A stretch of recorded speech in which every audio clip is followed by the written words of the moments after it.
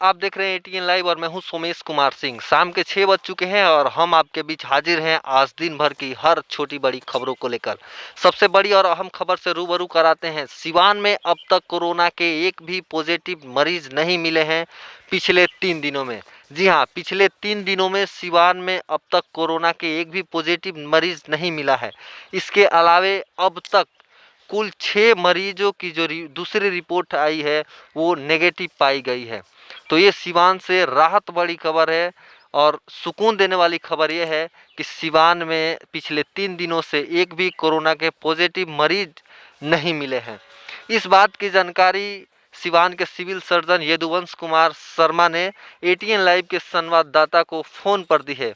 उन्होंने बताया है कि सिवान में अब तक कोरोना के 29 पॉजिटिव मरीज पाए गए थे, जिनमें से आज 6 की रिपोर्ट जब आई कल तो वे नेगेटिव पाए गए हैं।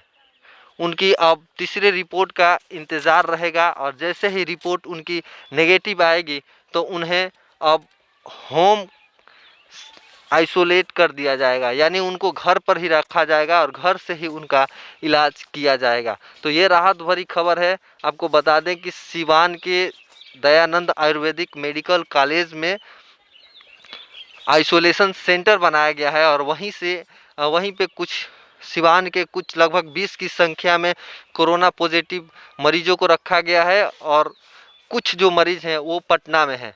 तो ये बड़ी खबर है कि अब तक एक भी मरीज नहीं मिला है पिछले 3 दिनों में और कुल 6 मरीज की जो दूसरी रिपोर्ट आई है वो नेगेटिव आई है। गौर करने वाली बात यह है कि रघुनाथपुर का वो युवक जिसके आने के बाद से 22 लोग संक्रमित हो गए थे, कोरोना पॉजिटिव पाए गए थे, उसी के संपर्क में आने के बाद से आज वो भी युवक, उसका भी दूसरा रिपोर्ट नेगेटिव आया है। तो ये सुकून देने वाली खबर है। इसमें और आगे बढ़ते हैं, सहलौर पंचायत की बात करते हैं, जहां पर एक कोरोना का पॉजिटिव मरीज मिला था। कल पूरी तरह से एसडीआरएफ की टीम वहां पहुंची थी, एनडीआरएफ की टीम पहुंची थी। दोनों टीमों ने मिलकर पंचायत को पूरी तरह से सैनिटाइज किया। एक एक घरों को अच्छे से सैनिटाइज करने के बाद लोगों को जागरूक भी किया और कई आवश्यक कदम भी उठाए लोगों को जागरूक करने के साथ ही।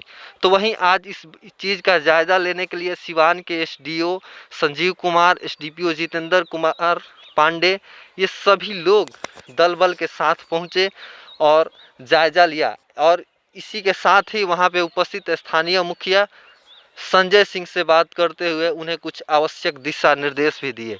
तो ये दो बड़ी खबर है। और तीसरी खबर आपको बता दें कि अगर आप शौकीन है घूमने के लिए तो संभल जाइए, क्योंकि कई लोग ऐसे हैं कि जो बहाना बना करके पुराने पुर्जा लेकर के बाहर निकल रहे हैं। तो उनके लिए निपटने के लिए आज जिला प्रशासन तैयार हो चुका है। आज कई लोगों पे पुलिस ने कार्रवाई करते हुए उनके पास से पुराने पुर्जे जब्त किए हैं और इसके साथ ही उनकी गाड़ी को जब्त कर लिया गया है, फाइन भी मारा जा रहा है। तो आप संभल जाइए। अगर आप घर से बाहर निकलते हैं तो बेवजह घर से बाहर नहीं निकलिए। आईपीसी की कई धाराओं के तहत कार्रवाई भी हो रही है, मुकदमा भी किया जा रहा है।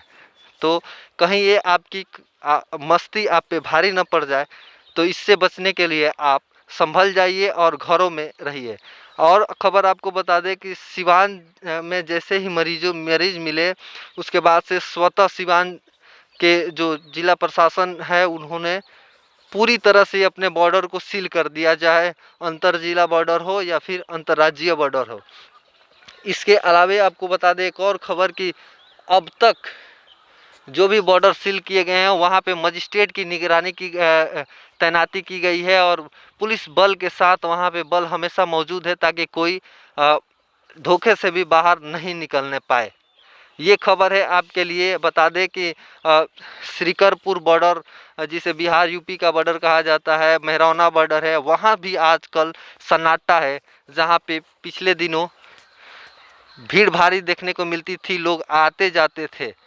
ये खबर है आपके लिए। वहीं गोपालगंज और सिवान का बॉर्डर, छाप बॉर्डर पे आप देख सकते हैं, वहाँ भी हमने आपको दिखाया था कि किस तरह से पुलिस बल तैनात हैं।